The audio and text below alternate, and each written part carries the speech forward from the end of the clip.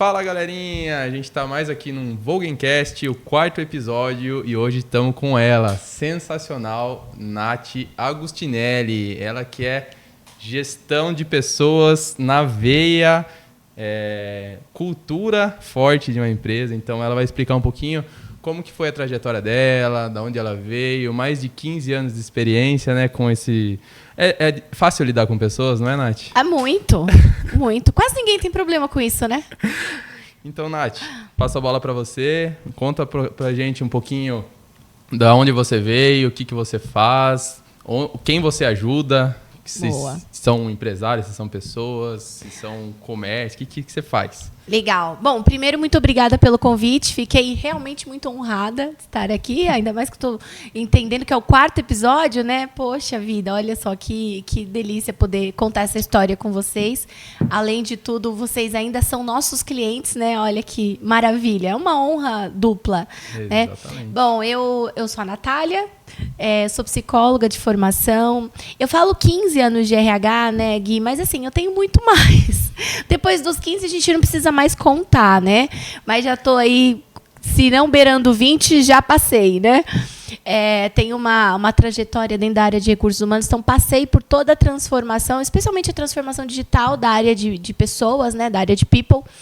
Trabalhei em grandes empresas, em médias empresas, pequenas empresas.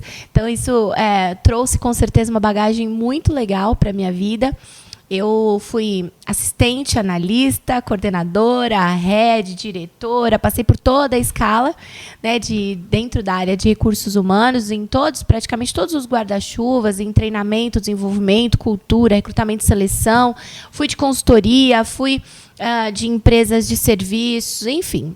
Passei por muitas coisas legais na minha vida, todas muito legais, até as que pareciam não ser tão legais assim, me fizeram, com certeza me forjaram a ser quem eu sou, então eu sou muito grata por todas. Últimas empresas que eu trabalhei foi G4 Educação, que é a maior escola de negócios do país. Lá eu entrei, tinha 20 pessoas, saí com mais de 300, eu fui a primeira pessoa de RH. Caraca, você contratou esse tanto de gente, Nath? Eu não contratei sozinha, né? Mas, bom, se não passou por mim, passou pela minha equipe. Quando eu entrei, eu era equipe, né? E depois eu fui construindo a área. Mas eu participei, se não direta, indiretamente, sim, da contratação de todas essas pessoas, da estruturação da área de people. Depois fui diretora de RH da Thie Von Hatt, que é o maior escritório de arquitetura corporativa da América Latina. E depois eu resolvi começar essa jornada de empreender. Né? Eu entendi assim, o que eu fazia dentro de uma empresa era muito legal, sempre foi muito genuíno, mas eu podia fazer isso em escala, especialmente nas pequenas e médias empresas, porque o que acontece, Gui, que eu passei muitas vezes, é que as consultorias elas não querem atender as pequenas e médias, elas querem atender as grandes empresas, e está tudo certo, né? Faz parte do negócio. Mas eu entendi que tinha uma fatia descoberta de mercado que eu podia apoiar e desenvolver. Então, a Ethos nasceu para pequenas e médias empresas, muito focado em cultura organizacional. Depois a gente foi criando outros produtos. A empresa é nova, tem 20 meses só, mas nesses 20 meses nós já atendemos mais 70 clientes em todo o Brasil, e estamos hoje com 10 pessoas no time, em pleno crescimento. 2025, tenho certeza que vai ser um ano esplêndido para todos nós, inclusive para vocês. Nossa! Eu fico encantado, porque imagine você entrar numa empresa que tem 20 pessoas e sair com 300, 300 né? pessoas, Mais de 300. Que é uma empresa aí gigante, que todo mundo conhece, a G4, e tem uma cultura muito forte, né? Eu sei porque eu já conversei com você e você já me falou, a gente vê nos vídeos, né? Mas você já me falou, então eu acho que grande parte dessa cultura foi você que implantou, né? Então, acho que foi uma ferramenta importante para isso. Então, assim, eu vejo que cultura numa empresa, pessoal, muitas empresas não dão muita importância quando é pequena, igual que você falou, quando é pequena e tal. Quando a empresa grande já tem uma cultura mais consolidada, né? Tende a ter, né? Tende a ter. Ruim ou boa, tem. Olha só, gente, ele tá exemplar. Na cultura ele tá... Então, assim, eu vejo que as pequenas empresas ainda nem sabem o que é isso, ou se sabem, acham que é só para empresa grande, e é legal você seguir para para esse nicho, porque realmente tem uma infinidade de empresas para você trabalhar. Com certeza. E para quem não sabe, a Nath nos ajudou aqui nas nossas contratações, né? Inclusive o Gabriel, que faz o Voguencast, passou pelas mãos da Nath lá, foi aprovado, né? Não sei como. Olha, eu vou falar que o nosso crivo é bom, hein? Às vezes falha, não falha? Tudo falha, né? Mas nesse caso eu acho que deu certo. Me parece aqui que deu certo. Então, o Gabriel foi legal que ele entrou para ser SDR, né? E aí a gente foi indo e tal, e a gente percebeu que ele não estava feliz na área, né? Ele é um cara que gosta de ser muito criativo. E aí, SDRs tem que seguir o script, tem que ficar lá. Mais então, quadradão, é aquele mais maçante, né? Uhum. E aí a gente viu que ele não tava, além de não estar performando, ele não estava feliz. E aí a gente conversou com ele e tal, e um dia ele gravou um history bem despretensioso aí pra gente, fez um history e a gente gostou muito. E aí já surgiu a ideia, falou, Gabriel, em vez de você ficar numa área que você não está feliz, o que você acha da gente tentar você como criativo da Vogue, né? E aí ele super topou e hoje ele segue aí como gestor do podcast, ele que faz as artes, ele que faz os vídeos da nossa empresa. Então, eu achei bem legal isso, né? É uma coisa que a gente enxergou nele e a gente conseguiu, em vez de contratar outra pessoa, a gente conseguiu transferir ele e hoje ele tá mais feliz, né? Isso é fazer gestão de pessoas, Gui. As pessoas têm muita dificuldade de entender o que é gestão de pessoas. E fazer gestão de pessoas dá trabalho. A gente precisa entender quem são as pessoas, quais são os grandes motivadores das pessoas, né? O que engaja a pessoa, quais são os sonhos dessa pessoa, quais são as limitações, onde ela precisa de apoio, qual a história real dessa pessoa, para onde que ela está indo, o que faz o coração dela pulsar. E não dá para fazer isso de um jeito robotizado. Fazer gestão de pessoas é a coisa mais humana que tem. E por mais que a gente tenha milhões de ferramentas que nos apoiem a fazer isso de um jeito mais fácil hoje, não existe nada tão poderoso quanto o tete-a-tete, quanto o one-on-one, quanto você entender que pessoas são pessoas e não é uma lógica. Sim, exatamente. E na mesma função, às vezes, tem pessoas muito diferentes na mesma função, né?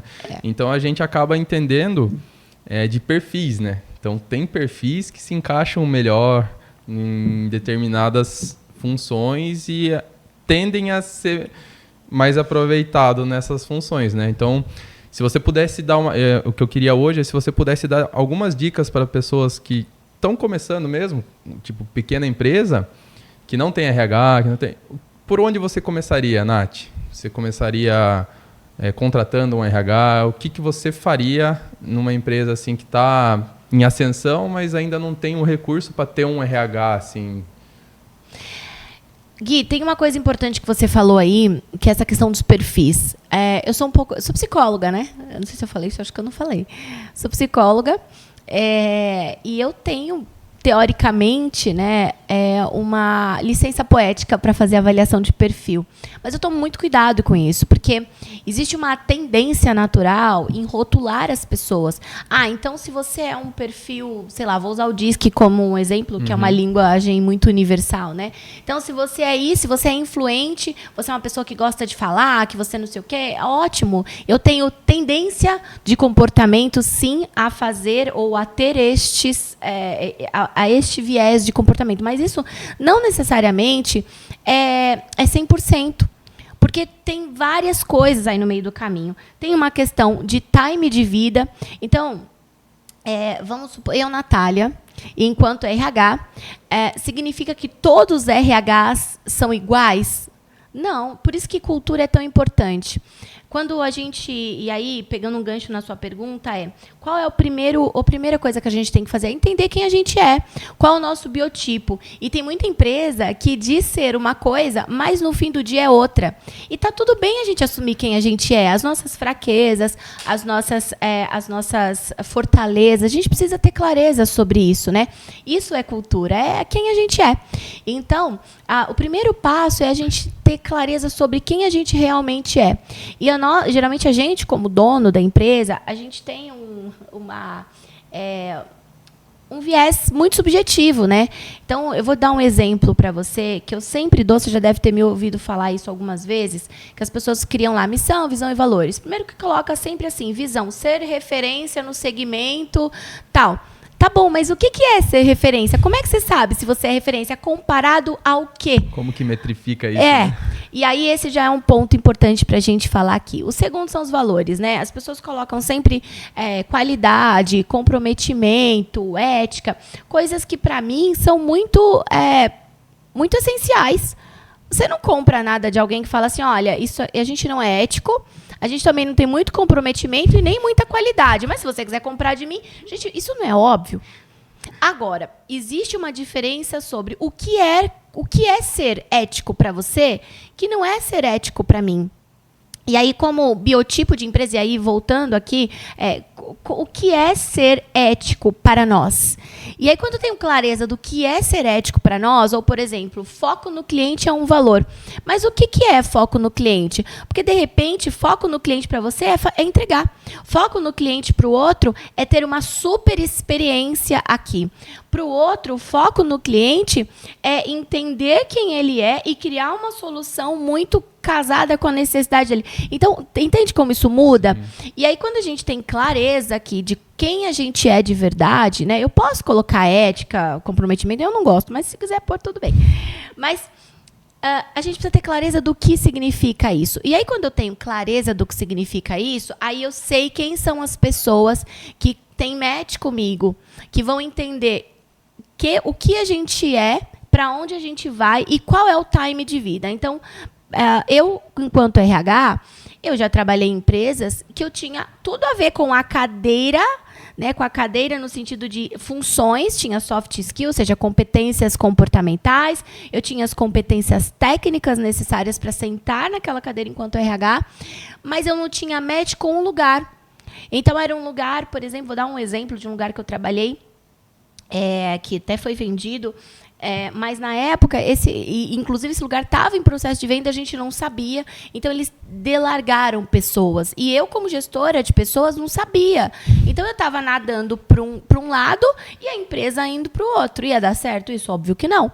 Né? Então a gente tinha um distanciamento de propósito muito grande. E aí eu queria fazer algumas coisas que, ao meu ver, né, eram muito importantes para aquele ambiente, para aquele lugar. Era um hospital. Então, eu entendia que a gente precisava muito fazer uma questão de acolhimento com os funcionários. A gente precisava muito tratar as pessoas ali como a gente gostaria que os pacientes se sentissem. Então, se a gente queria que os pacientes se sentissem acolhidos, a gente precisava tratar os funcionários com acolhimento. E eu tinha muita dificuldade de fazer isso, porque a empresa não entendia que isso era importante. Então, se não era importante para a empresa, ficava muito difícil para eu exercer o meu papel com plenitude, porque aquele era um valor meu. E quando eu fui trabalhar nessa empresa, isso é engraçado, porque um dos valores era amor pelo cuidado. Quando eu li isso, eu falei, isso tem tudo a ver comigo. Esse valor, ele diz sobre quem eu sou. E eu perguntei para eles o que era isso, e quando eles me explicaram, parecia, naquele momento, e aí foi um erro meu de não estressar mais esse assunto, eu entendi que o amor pelo cuidado era muito vivo ali dentro, e não era. O amor pelo cuidado era pelo paciente, né? Era porta para fora. E cultura, a gente tem que entender que é um mix do porta para fora e o porta para dentro. Então, para o paciente, era mesmo amor pelo cuidado, né? Todo mundo tratava com muito carinho. Mas como é que eu transbordo aquilo que eu não tenho? Então, eu não podia cuidar dos funcionários porque era só um número. E tudo bem se ele saísse. E eu não concordava com isso. Então, esse foi um ponto que pegou. Eu tinha o skill necessário, experiência necessária para sentar na cadeira, mas eu não tinha compatibilidade com o lugar. Então, acho que se eu puder dar uma dica importante aqui, ou um direcionamento importante para pequenas e médias e grandes empresas, a gente precisa entender quem a gente é e qual é o time de vida, né? E o time de vida é importante porque algumas empresas, elas estão construindo, e tem gente que gosta de construir. Tem pessoas que não querem construir mais, já construiu demais na vida. Agora ele quer chegar num lugar que está organizado, ele está num time de vida diferente. Então, eu diria que, além de competência técnica, comportamental, experiência e fit cultural, a gente precisa entender qual é o momento de vida da pessoa também. Legal, legal. Eu acho isso que você falou totalmente verdade e acontece, porque a maioria das empresas, elas não começam assim, né? Tipo, vou criar uma empresa, deixa eu entender primeiro quem eu sou, vou fazer a cultura. Não, começa produzindo e fazendo dinheiro e desordenado, e depois vai contratando e acaba crescendo de forma desordenada, né? Que é o nosso caso, a gente fez isso, né? E hoje, a gente, depois de fazer mentorias e tal, a gente entende. Eu, por muito tempo, eu cheguei a falar que a pior coisa é lidar com pessoas. Eu já falei até pra você, né? Eu falei, eu já tinha isso em mente, queria trabalhar com venda, com qualquer coisa, mas lidar com pessoas é a pior coisa, porque as pessoas não fazem o que quer, e você fala uma vez, fala... Então, eu já tive essa crença e hoje eu sei que é uma crença que eu tinha e às vezes até fica um pouco dentro da gente até ser exterminada por completo, né? É uma crença limitante. Isso. Mas assim, eu vejo que... eu reclamo, mas também eu não dou treinamento suficiente. Entendeu? Não boto... não, beleza. Deu treinamento, não dou... Não faz prazo, acompanhamento. Não dou prazo. Não dou, tipo, para onde a gente vai com isso? Qual que é a minha intenção com isso? O que a gente pretende? Então, isso é importante, entendeu? Muito. Então, depois de fazer as mentorias lá, até com você e tal, a gente entendeu que uma das coisas mais importantes da empresa são pessoas, né? Porque... a mais importante. Então. Porque se não tiver pessoas, olha, qualquer empresa é formada de pessoas, processos e sistemas. Exatamente. E se processos e sistemas estiver aqui, um brinco, mas eu não tiver pessoas para executar e para fazer esse negócio acontecer, não funciona. Sim, exatamente. E se pessoas tiver um brinco e processos e sistemas não, até funciona. Funciona. Ele vai esticar mais o elástico, mas vai funcionar. Então, assim, a gente não faz nada... tudo que a gente faz é com pessoas e para pessoas, né?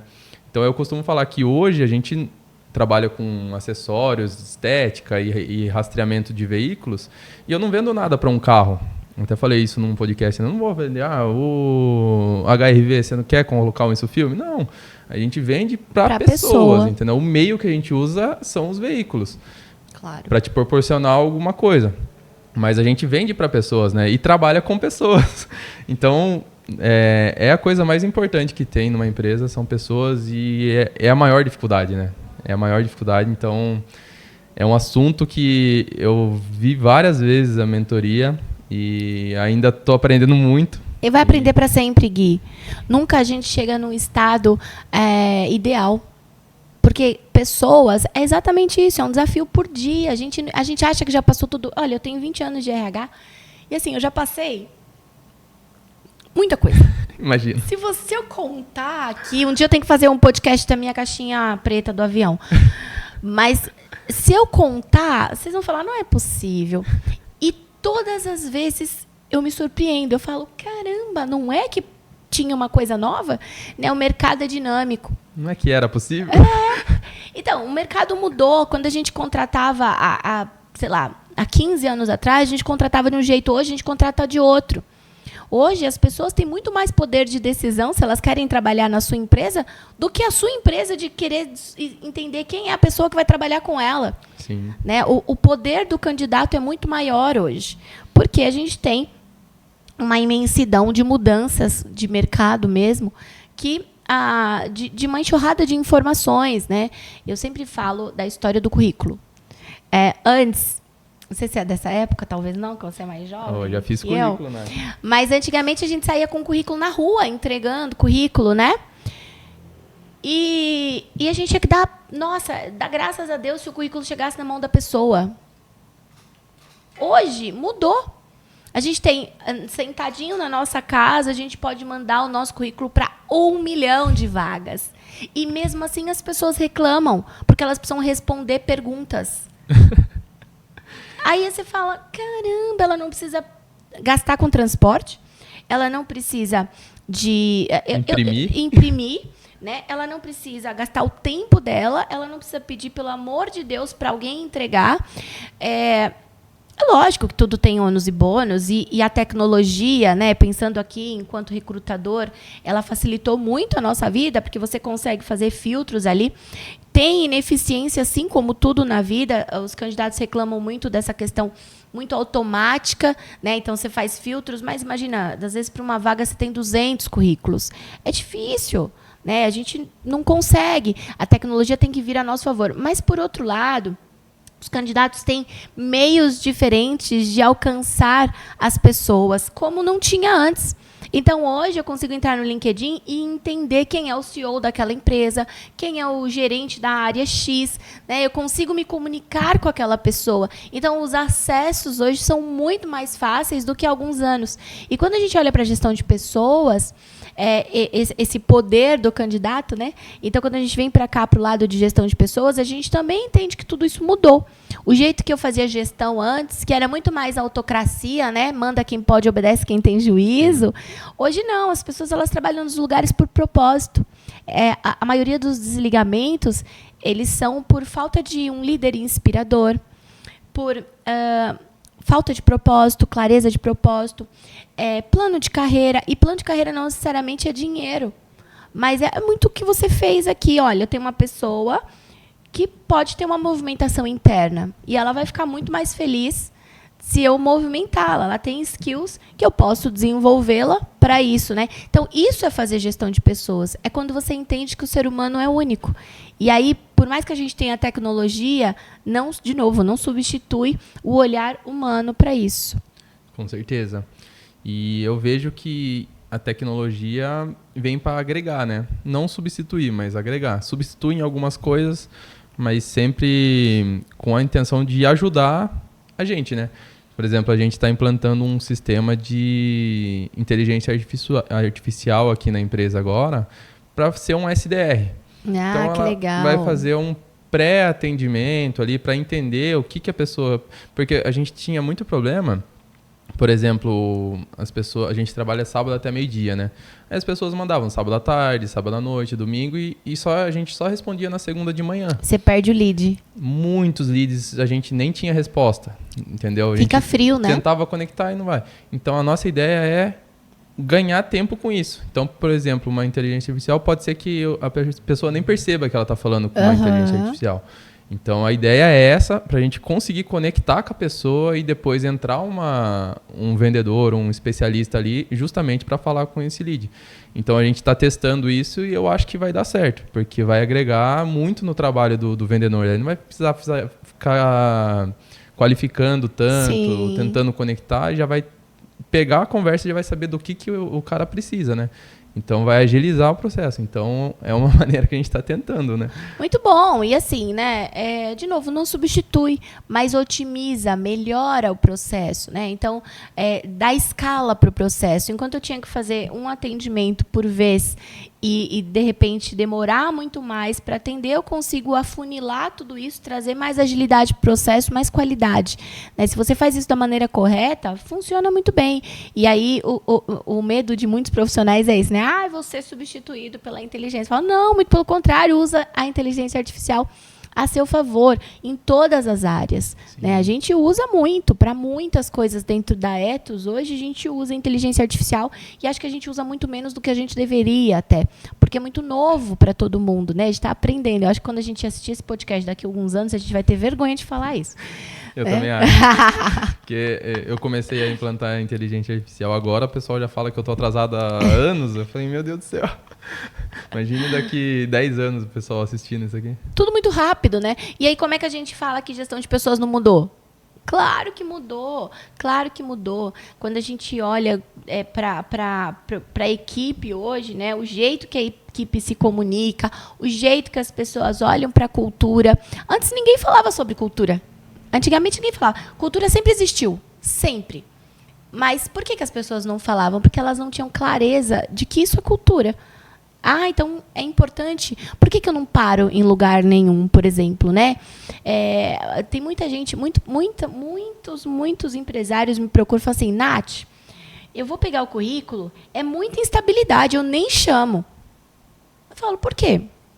Antigamente, estabilidade era uma coisa, hoje é outra. Agora, tem sim, né? O cara que pulou 2 meses, 3 meses, não deu tempo de construir nada em lugar nenhum, não tem nenhum case de fato. Agora, a gente precisa entender, dar pelo menos o poder da dúvida para a gente ouvir a história. Porque a gente está numa geração muito mais ansiosa, numa geração que tem muito mais coragem do que a minha, né? Não a sua, talvez. Mas a minha, né? O Bauman fala muito isso. Nós somos uma geração, a minha geração, é uma geração sólida. Tudo era feito para durar. E a medida de sucesso era o tempo. Então, eu estou há 30 anos numa empresa, eu tenho sucesso. Hoje a gente sabe que não é verdade. Se eu olho uma pessoa que está há 30 anos numa empresa, a primeira coisa que vem na maioria, e não é uma regra, mas na maioria das pessoas é, esse cara é acomodado. É verdade. Né? Como mudou? Em compensação, é igual casamento, né? Porque as pessoas estão há 50 anos juntas, elas são felizes? Não necessariamente. Tem ciclos muito curtos que são muito bons. E aí, gente, lógico que isso tem a ver com os valores e tudo mais. Mas, de modo geral, o Bauman fala isso, que a gente vivia uma sociedade que era muito medida pelo tempo, e isso era a métrica de sucesso. Então, se eu estou há muito tempo em alguma coisa, significa que sim, eu tenho sucesso. E que hoje não, nós somos uma geração líquida. O que é a geração líquida? Onde eu pôr um líquido, ele vai se adaptar. É uma geração que escapa muito mais rápido, que vai, que não tem medo, né? O sólido não, ele não entra. Se ele está aqui, ó, e não cabe, ele não vai entrar. O líquido ele vai entrar em qualquer lugar, né? Então, como que a gente, enquanto gestor ou como empresários, nós conseguimos, eu acho que a gente tem que fazer um equilíbrio, né, do não descartar o sólido, porque é uma geração com muita bagagem, com muita experiência que deve ser usada a nosso favor, mas em contrapartida, a gente tem uma geração líquida que tem um ímpeto de fazer as coisas acontecerem, de fazer os negócios alavancarem com muito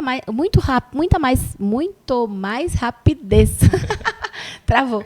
Muito mais rapidez do que a gente, porque são mais corajosos, porque são mais informados, né? Na nossa época, a gente não tinha tanta informação. Meu filho tem 11 anos, se estraga a TV da minha casa, quem arruma é ele. Eu, com 11 anos, estava comendo terra. Comendo giz na escola.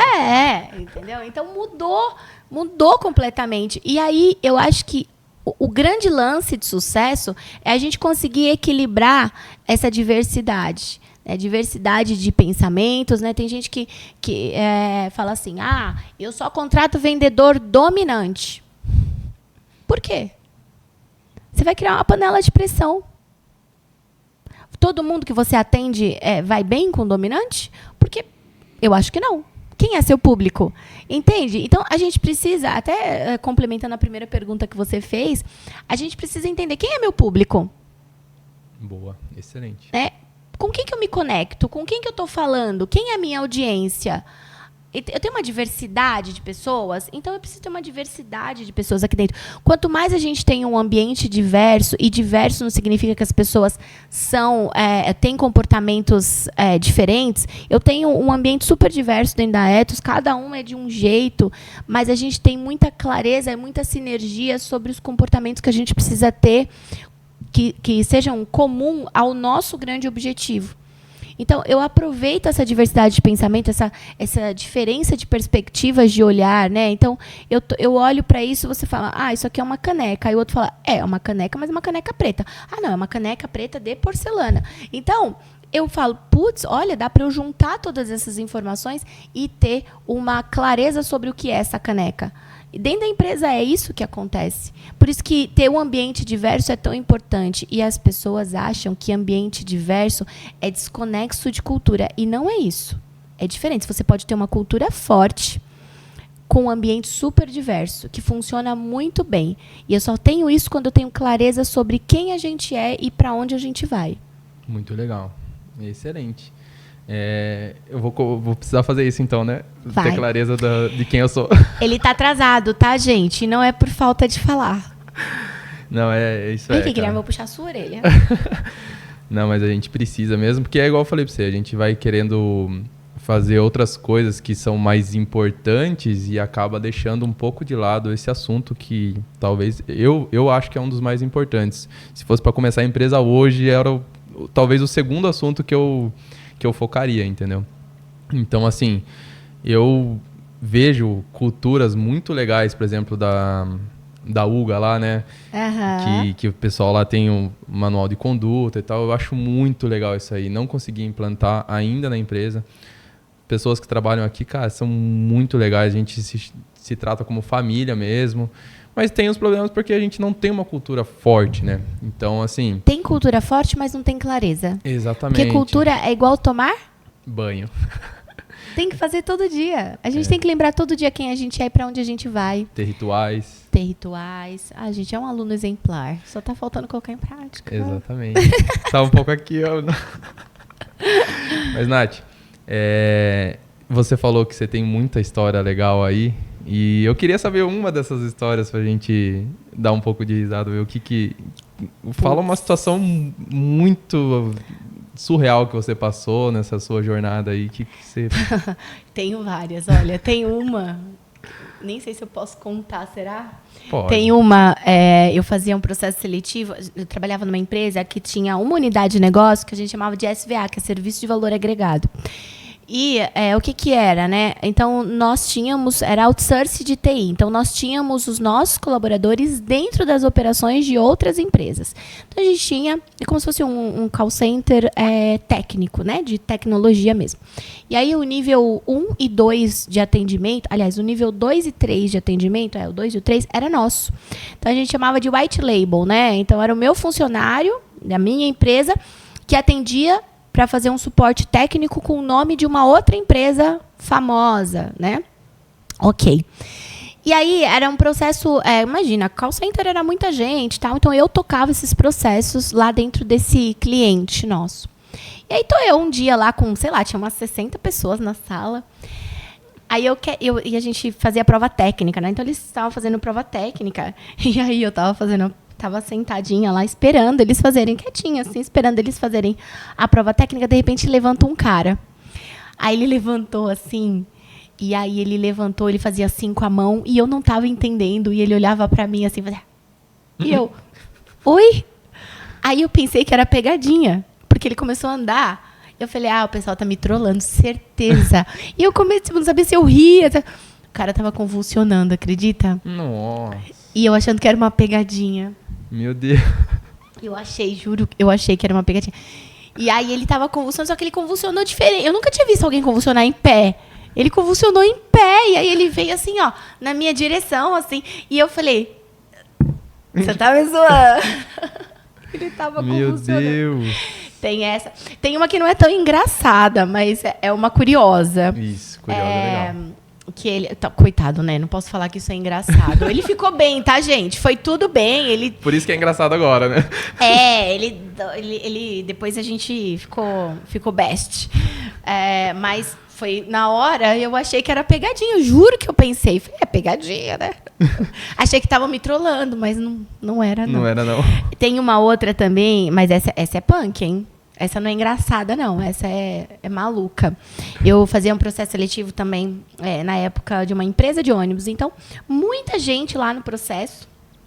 E aí chegou um cara, um menino novinho, assim, e ele falou, olha, eu não tô... mas um amigo meu pediu para eu vir. Aí como eu era muito boazinha, eu falei, tudo bem, pode participar do processo. Fui ser bacana. Achei que estava sendo legal com ele, Deixa eu ver o que vai dar nisso. Vai que, né? Tava precisando. E ele passou o dia inteiro conosco. Nessa época, a gente fazia aquele processo seletivo muito maçante. Então, eu aplicava teste de perfil, aplicava 2 testes de perfil psicológico, aplicava uma redação, aplicava um teste de atenção difusa, atenção concentrada, tadinho, tacom, aplicava um monte de coisa. Então, e aí fazia entrevista ainda. Então, as pessoas ficavam o dia todo comigo. E a gente tinha um refeitório na empresa, e aí os meus candidatos, eu dava papelzinho, eles iam lá, almoçava, todo mundo tratado bonitinho. Beleza. Só que era o dia todo. E eu avisava antes, pessoal, vocês vão ficar o dia todo aqui, tudo bem para todo mundo. Eu sempre tive muito respeito nos meus processos seletivos. Sempre. De zero de RH até hoje, eu sempre entendo que é uma pessoa, é uma vida, é uma história ali. Então, eu trato com muito carinho e tenho muito retorno sobre isso. Depois eu conto uma legal também sobre essa. Boa. E aí, esse rapaz, no fim do dia, acabou o processo. Ele veio assim, deixa eu te fazer uma pergunta. Eu fui aprovado? Eu falei, olha, como você pôde perceber, você fez vários testes, né? E eu preciso mensurar tudo isso. Então, eu ainda não sei. Ele, mas eu quero saber agora. Aí eu falei, mas a gente não vai conseguir te responder agora. Ele falou, mas eu quero saber. Aí eu falei, mas eu não vou conseguir. E aí, ele foi fechando a mão. Falei, ele vai me dar um soco. Eu já estava esperando, fui dando um passinho para trás. Gui, ele deu um soco no vidro da minha sala. Meu Deus. Ele falou, eu quero saber agora. E rasgou o braço. Opa, olha eu no microfone. Meu Deus. Rasgou o braço.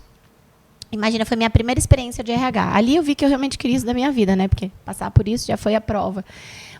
E aí ele foi. A empresa era muito grande, então eu liguei na portaria e falei, não deixe ele sair. Eu fui muito espertinha, né? Tinha 19 anos, mas eu pensei assim, se ele falar que ele foi agredido aqui dentro, não sei como é que eu consegui pensar isso tão rápido, mas eu falei, e se por acaso ele falar que foi agredido aqui, como é que eu vou provar isso, né? Então eu liguei na portaria e falei, não deixa ele sair. A gente tinha a SESMIT lá, né? O pessoal da medicina do trabalho. Eu falei, ele precisa ser atendido aqui dentro, né? Então eu falei na portaria para não deixar sair.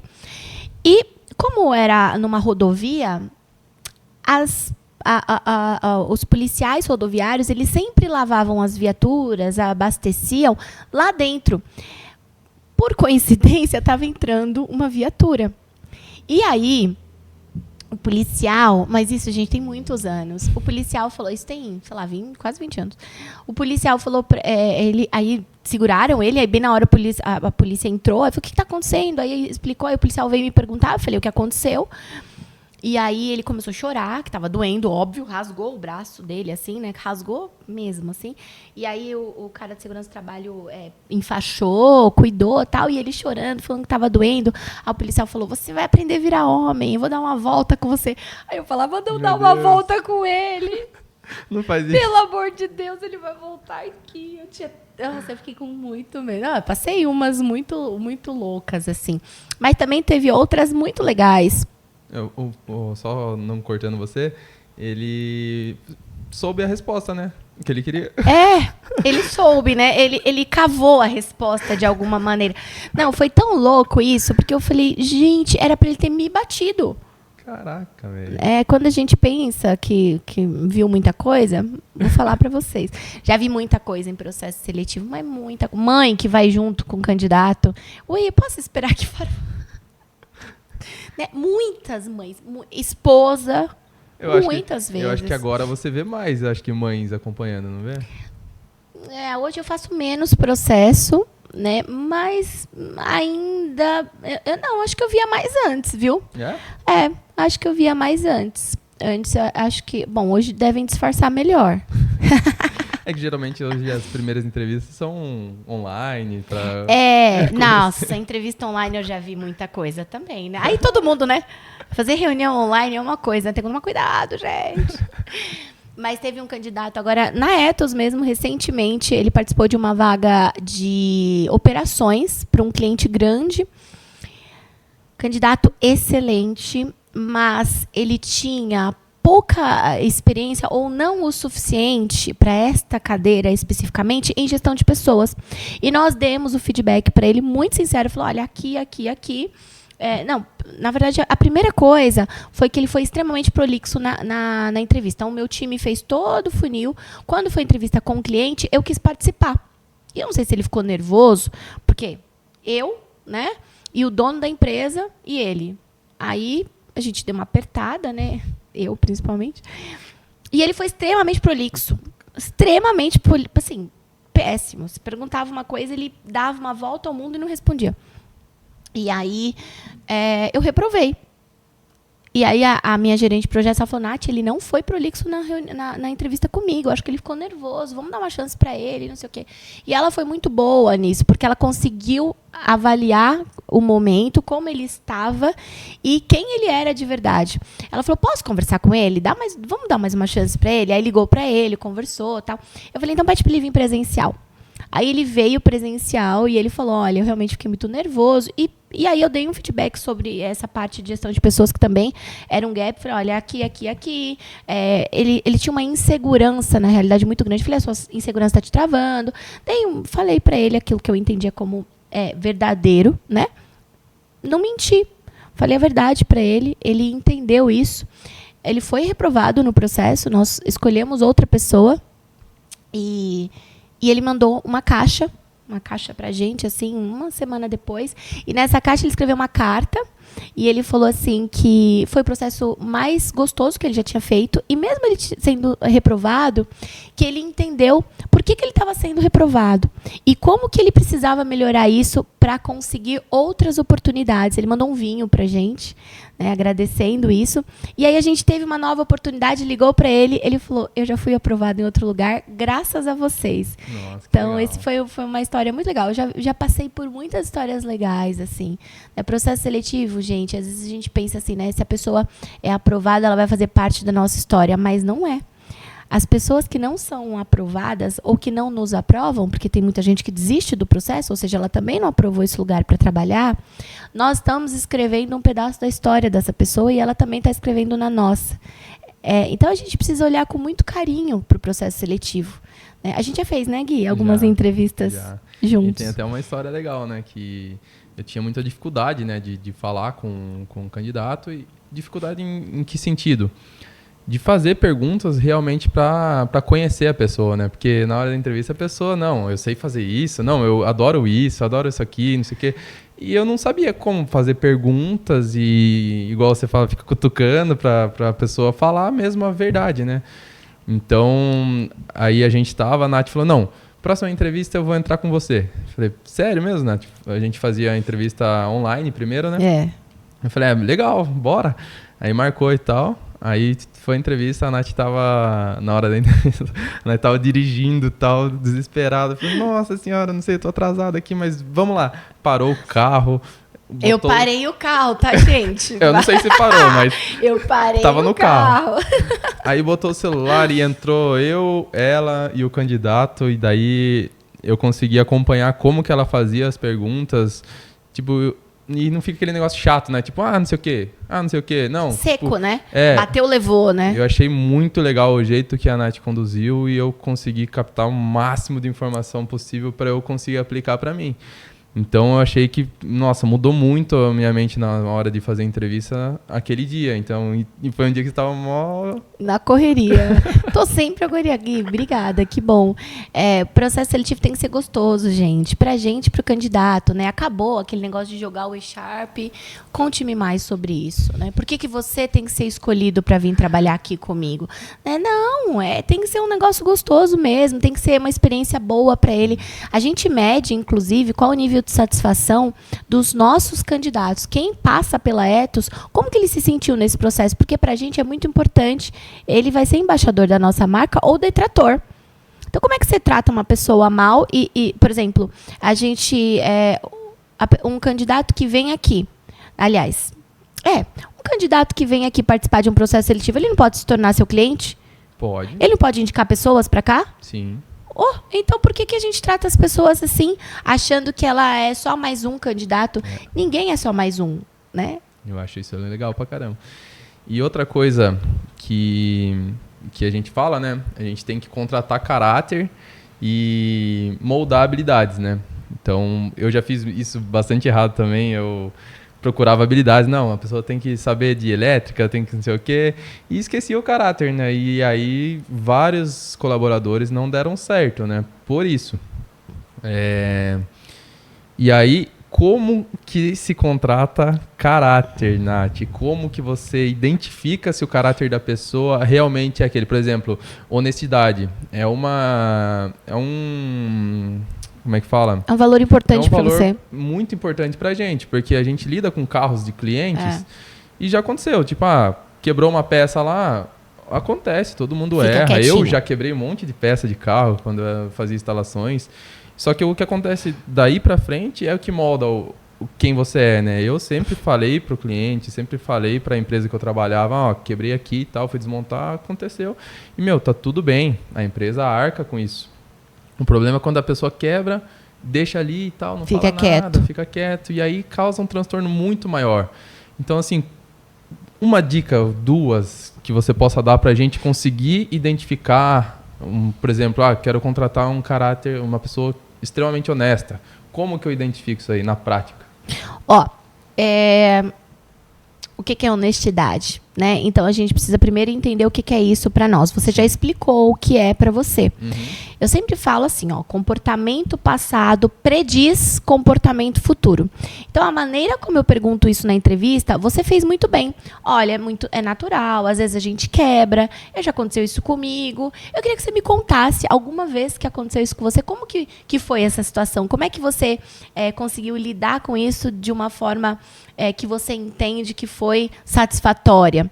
E aí você pode fazer o contrário também, né?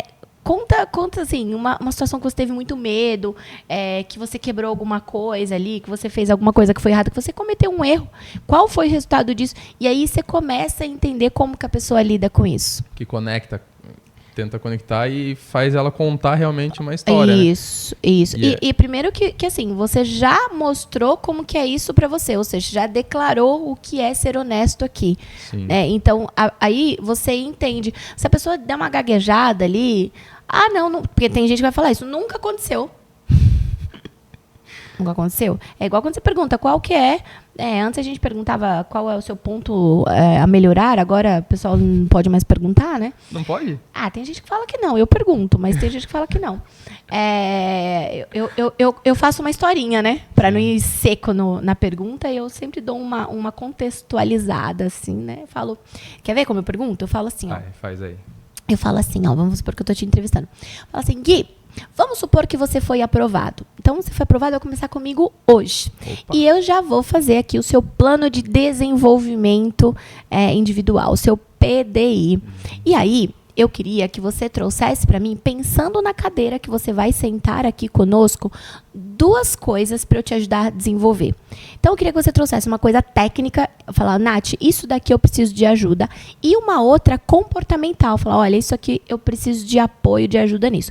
A comportamental, já de adianto, não vale ansiedade, não vale perfeccionismo e não vale teimosia, que essas são muito padronizadas e todo mundo, né? Mas a pessoa que depois eu entro no perfeccionismo, mas eu te explico por que eu não aceito e também porque é ansiedade. Pronto, aí ele vai trazer uma técnica e uma comportamental e aí você vai estressando esse assunto. E o que você está fazendo sobre isso?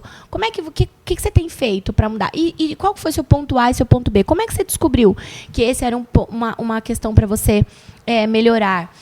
Como é que você se sente sabendo que você tem isso? Entendeu? Legal. Então, você bota a pessoa num contexto ali. Isso. Qual é o feedback que você recebeu que não foi um feedback agradável sobre esse assunto? Conta pra mim. Como é que você sentiu quando você recebeu esse feedback? Então, você já entende um pouquinho sobre quem a pessoa é. Agora, o tal do perfeccionismo é muito engraçado. Que ele é padrão, né? É ou não é? É padrão.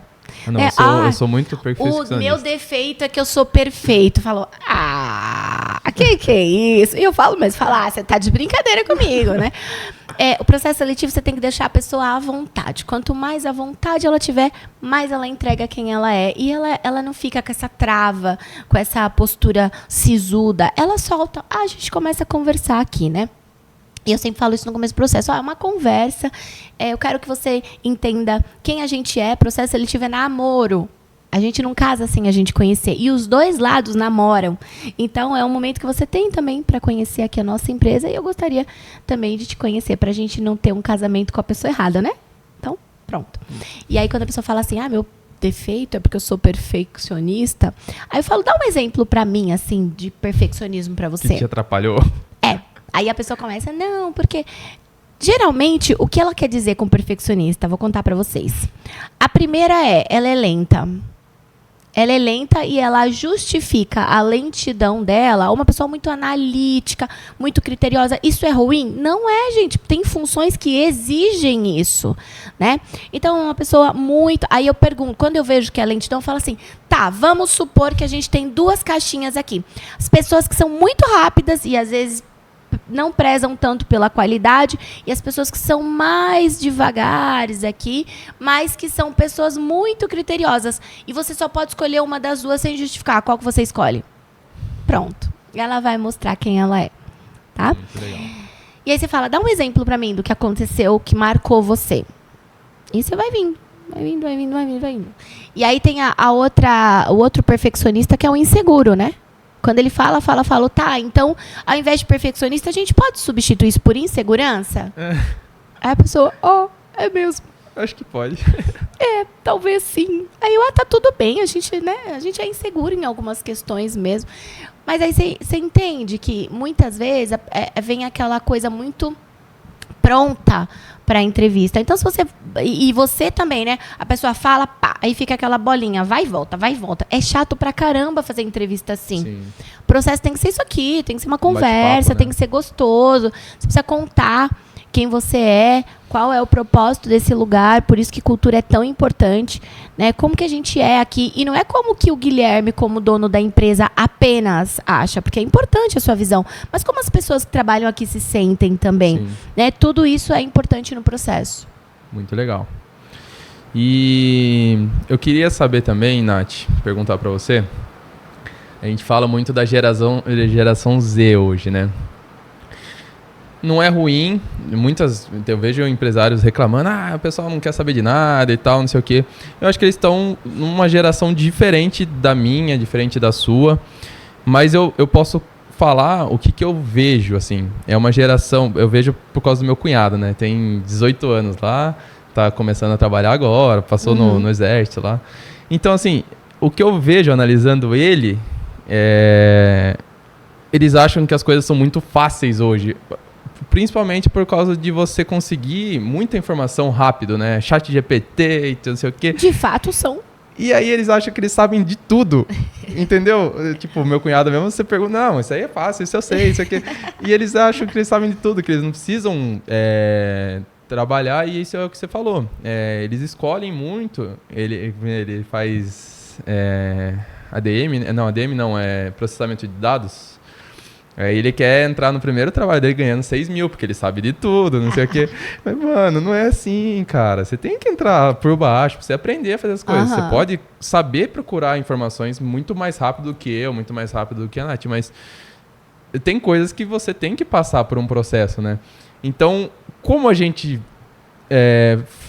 faz pra, tipo assim, lidar com... Tipo, eu quero colocar uma pessoa da geração Z aqui pra trabalhar com a gente.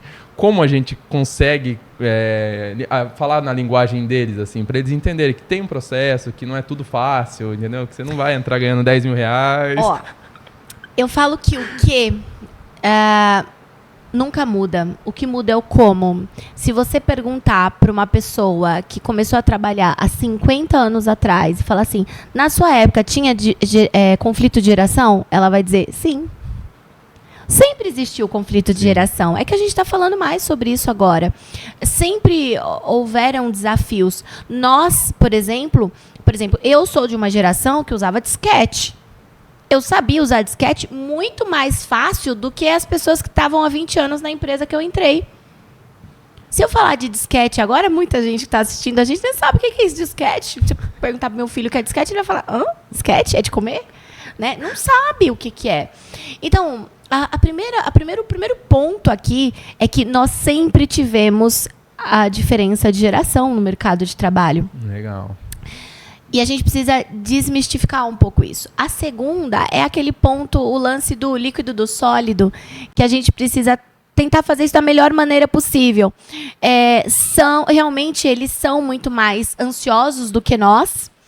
Eles realmente acham que fez um curso e agora ele manja muito. Ele já pode, inclusive, ser mentor, porque ele fez um curso de 3 semanas, né?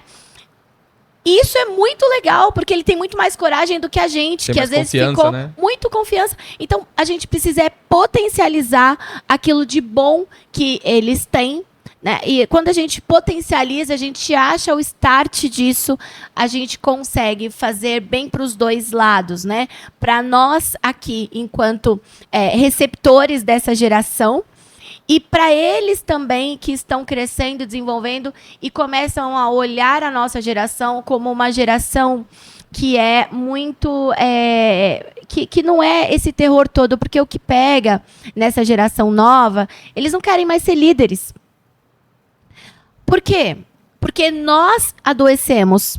Porque nós somos uma geração que trabalhamos demais e que mostramos para todo mundo que está todo mundo ferrado hoje na nossa geração, que saúde mental é um tema que está pegando pra caramba, porque é um monte de gente burnoutado, com crise de ansiedade, porque colocou o trabalho num patamar que deve ser, é importante de fato, mas esticou tanto essa linha que essa geração que está entrando no mercado olha para isso e não entende que isso é inspirador. Então, existe da nossa parte também um olhar crítico sobre como nós nos comportamos, né? Eu acho que é quando a gente potencializa esses dois lados, fala, poxa, ele tem coragem de dizer, não, eu não quero trabalhar com você, e não é pelo salário, é porque essa empresa não tem propósito. Nós não tínhamos coragem de dizer isso, né? Então, eu olho essa geração como uma geração muito corajosa, muito rápida. E lógico, como tudo tem ônus e bônus, também tem ônus e bônus. Mas eu acho que é isso, Gui. É potencializar o que eles têm de bom. Legal, legal.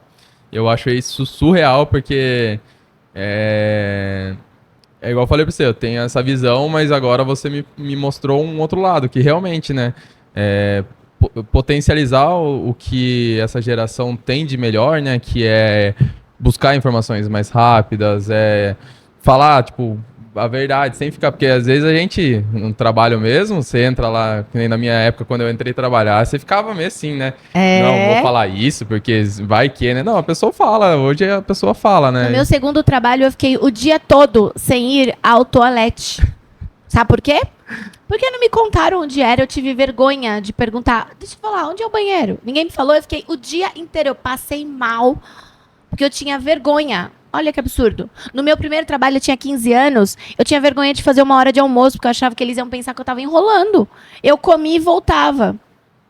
Aí um dia meu chefe falou, por que você não faz 1 hora de almoço? Eu falei, porque eu não preciso, eu como e volto. Ele falou, não, você tem esse tempo. Eu falei, não. Eu fiquei com medo dele pensar assim, ela tá enrolando. Olha que loucura. Que geração maluca que a gente foi. E eu acostumei assim também. Eu vou lá, almoço e já volto. Porque, nunca tirei 1 hora de almoço, assim. E tá errado. Então. Tá errado. É a gente que tá... Tá vendo como a gente também tá muito errado? Exatamente. Então, tipo, eu sempre acostumei, porque eu trabalhei como técnico de rastreamento, né? Eu que ensinei os meninos e tal. E eu, às vezes, trabalhava na rua, pegava uma marmita, eu já comia rapidão e já ia pro trabalho. Por que eu vou ficar enrolando, né? E é igual você falou, dá a impressão que você tá perdendo tempo, né? Porque, não, o tempo que eu vou ficar meia hora aqui parado, eu poderia ter feito mais uma instalação e chegar antes em casa. E tá errado, porque a gente precisa ter esse tempo pra respirar. Hoje a gente sabe que isso é saudável, que essa ansiedade que a gente tinha, porque olha como a gente também tinha ansiedade. Sim. De uma maneira, lembra que o que não muda, o que muda é o como, né? A gente também tinha ansiedade, só que a nossa ansiedade era de mostrar a produtividade, precisar ser aceito. É diferente. Né? É diferente, mas não é diferente. Muito legal. E assim, Nath, eu vou deixar um espaço para você, porque eu acho que você tem muito a agregar para outras empresas. Então, assim, quem quiser chamar a Nath, a gente vai deixar um QR Code ali, depois o Gabriel coloca. Chama ela vai avaliar o que você precisa de fato. E aí vai apresentar uma solução, né, Nath? Não sei, você pode explicar melhor o que você faz. Com mas certeza. Assim, é uma parte que todo mundo tem dificuldade. Essencial. Todo mundo tem dificuldade, né? Bom, pessoal, Gui, muito obrigada. Obrigada aqui pelo espaço também. A Ethos é uma empresa que nasceu com um propósito muito claro de transformar as empresas por meio das pessoas. Nós precisamos de pessoas e quando a gente entende que isso é core de qualquer negócio, pode ser a empresa mais tecnológica, a gente compra de pessoas, vende para pessoas e quem operacionaliza de certa forma são pessoas. Por mais que a gente seja tecnológico, não tem como a gente tirar pessoas do jogo. Então, quando a gente entende isso e assume pessoas como um pilar importante do nosso negócio, com certeza a gente traciona mais rápido. Então, a Ethos, ela trabalha muitos pilares de pessoas, mas o essencial de todos, com certeza, é cultura. Eu falo que cultura é tomar banho, tem que fazer isso todos os dias, senão a gente fica fedido. Cultura não é acumulativo. Não adianta a gente fazer um evento, falar sobre cultura, falar sobre missão, visão, valores e deixar isso de lado no dia a dia. Se eu tiver que deixar um recado para vocês aqui de tudo que a gente falou, entenda qual é a sua cultura. E trate isso de uma maneira muito séria. Tome banho, Faça isso todos os dias. Empresa de sucesso é a empresa que tem cultura forte. Quando a gente sabe que tem uma cultura forte, quando no meio do caos todo mundo corre para o mesmo lado. Quando tem uma cultura fragilizada, no meio do caos cada um vai para um lado. A gente gasta energia de maneira errada.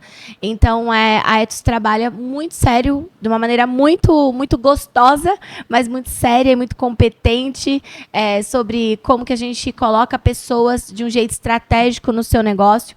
Nós temos um braço de processo seletivo, como o Gui bem falou aqui. Nós temos também gestão de pessoas, que é a implantação e reestruturação da área de pessoas das empresas. Então, muita gente tem RH e nem sabe o que cobra desse RH, quais são as métricas que esse RH precisa. A RH é uma área estratégica para o negócio, precisa fazer isso da maneira correta. E nem todo mundo sabe fazer isso de um jeito correto, Então, vira o RH que faz festinha. O RH não é a área que é responsável por abraçar a árvore e fazer festinha. O RH vai muito além disso, de um jeito muito mais estruturado, muito mais estratégico para todo mundo. Nós também temos as palestras. Eu sou palestrante, sou mentora também. O meu time também tem hoje capacidade para poder mentorar os nossos clientes, como nós temos feito. De modo geral, esse é um overview do que nós fazemos na Ethos. Legal. Excelente.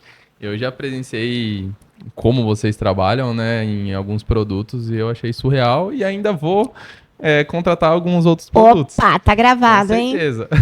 Mas parabéns, Nath. Parabéns pelo trabalho. Eu sei que você já ajudou milhões de pessoas e vai ajudar muito mais. Se Deus quiser. Porque realmente é dificuldade de todo mundo. E você sabe lidar com isso como ninguém. E ganhei da Nath aqui, falando em vinho. Ganhei um vinho muito legal dela. Obrigado, Nath. O que quer dizer Ethos? Ethos é a tríade do Aristóteles. Ele fala que para a gente ter uma boa retórica, a gente precisa de ethos, patos e logos. Então, patos, a gente precisa trazer paixão no nosso discurso. Logos, a gente precisa trazer lógica. E ethos é credibilidade, é ética, é comportamento, que é o que a gente trabalha aqui. Então, por isso que chama ethos. Muito legal. Obrigado pelo presente, viu? Eu agradeço. E uma última pergunta que também eu queria fazer para você. Você até fala, que você faz um offboarding, que fala hoje, um desligamento fofinho, A pessoa tá brava, ela sai, fala com a Nath, vai ser desligada pela Nath e sai amando, entendeu? Como que você poderia dar uma dica para quem vai fazer um desligamento e não ter tanto problema, assim, causar um problema com a pessoa e tal, até psicológico, Do jeito que você manda embora uma pessoa, pode atrapalhar muito, Com certeza.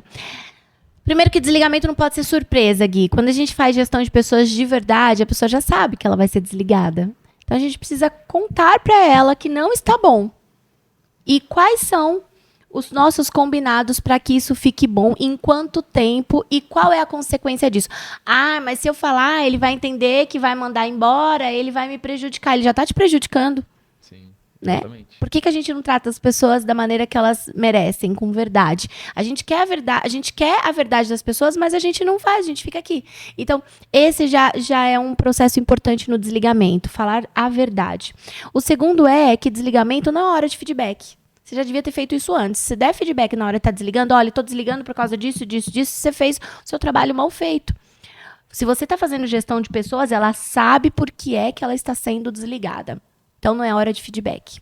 O terceiro, se você fez isso da maneira correta, o desligamento, o momento do desligamento, ele é só a finalização ou a materialização de tudo que a gente já conversou. Então, deixa um espaço legal para a pessoa, fala, olha, você foi importante nessa jornada. E foi, com certeza. De um jeito ou de outro, todo mundo é importante na nossa vida. Né? Então, tratar as pessoas com respeito, acho isso uma coisa que eu sempre fiz muito bem nos desligamentos. Eu sempre fui uma pessoa de vínculo, sempre me conectei. Então, na hora que a pessoa sentava na minha frente, acabado de ser desligada, eu respeitava muito a pessoa como ser humano. Eu nunca tratei como só mais um número. Olha, boa sorte, vou te falar aqui, né, o que você vai receber e tal. Nunca. Sempre como você está se sentindo, tá tudo bem? Você precisa de alguma coisa? Olha, conta comigo. Quando você sair daqui, tenha certeza que esse é só mais um ciclo, né? Então, tudo isso faz muita diferença. Desligamento precisa ser organizado. Não pode ser na hora, tô puto, mandei embora e pronto, acabou. É ridículo fazer isso, né? Você cobra das pessoas aquilo que você não faz. Tem um livro que chama Walk the Talk, que é muito bom, que fala muito sobre a gente falar sobre cultura no fim do dia, né? Você fala uma coisa e faz outra, esquece, você não vai ter credibilidade nenhuma. Então, na hora do desligamento, é um momento ali que você precisa materializar aquilo que você já tem mostrado para a pessoa. Então, ela já sabe, você deu oportunidade, você conversou, você mostrou, você deu feedback. Tem como dar errado? Não tem, gente. A pessoa já sabe. Isso aí mesmo. Muito bem. Porque praticamente é a mesma coisa que você só tirar da tomada, né? A TV já está desligada, já é para estar, né? Não é tirar da tomada. Uma ótima analogia. É isso. Mas muito legal. Então, gestão, cara, é uma gestão de combinados, né? Então, você combina com a pessoa, você tem uma entrega para fazer, você tem isso, tem um prazo. E aí, não adianta nada, eu acho, que a pessoa não ir cumprindo esses prazos, você deixando mão, daí você fica puta e... vou mandar embora agora. Entendeu? Então... Acho que assim, exceto uma situação, sei lá, teve uma situação que eu preciso desligar agora. Teve uma briga muito feia, um roubo, não sei, alguma coisa relacionada, inclusive, a comportamento e a caráter que não dá pra gente postergar. Aí sim, mas a pessoa sabe que é relacionado àquilo, então não tem nem muito o que fazer. E a gente tem que falar disso porque acontece toda hora, né? Desligamento. Toda hora. Como a Nath fala, né? Foi promovido para o mercado de trabalho. É um jeito mais gostoso de dizer, né? Olha, não é que está sendo desligado, está sendo promovido para o mercado para encontrar oportunidades que tenham mais a ver com o seu momento de vida. Você vê? Você enrola, hein, Nath?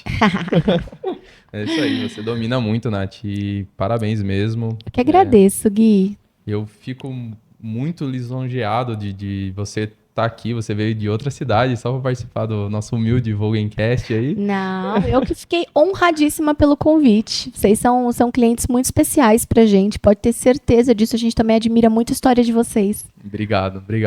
Então, acho que a gente encerra hoje aqui, Nath. Obrigado por comparecer. Obrigado pelo presente.